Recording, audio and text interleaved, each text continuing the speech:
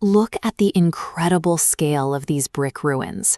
This is Nalanda University, the intellectual center of the ancient world.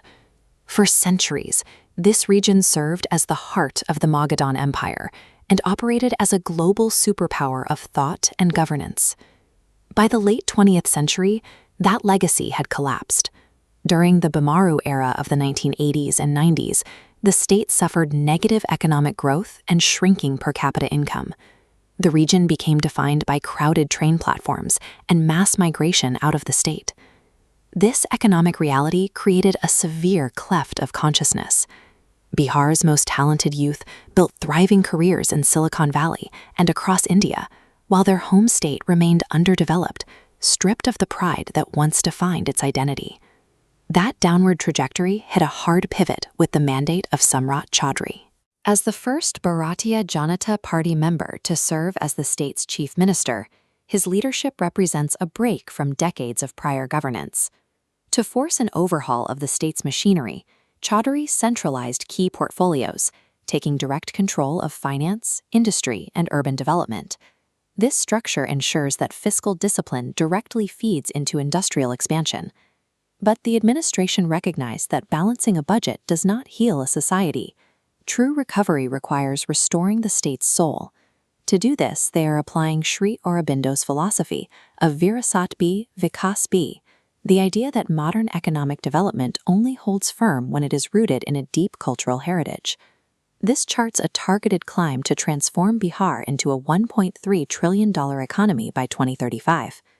To fuel that climb, the 1990s state budget of 6,000 crore rupees is projected to reach 3.17 lakh crore rupees by 2025-26.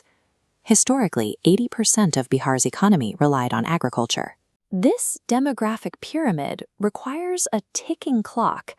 58% of Bihar's population is under 25, a massive human force. To capture them, the government multiplied state polytechnic colleges from 13 to 53.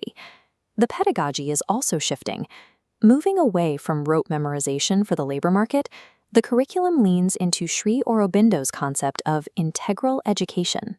This modern Nalanda spirit pairs high-tech skills like AI and quantum computing directly with value-based learning. This brings us to the soul of the strategy. The state is utilizing its ancient heritage as an economic multiplier. Sites like the Mahabodhi Temple in Bodh Gaya anchor a statewide push into spiritual tourism. They are deploying technology directly into these historical spaces.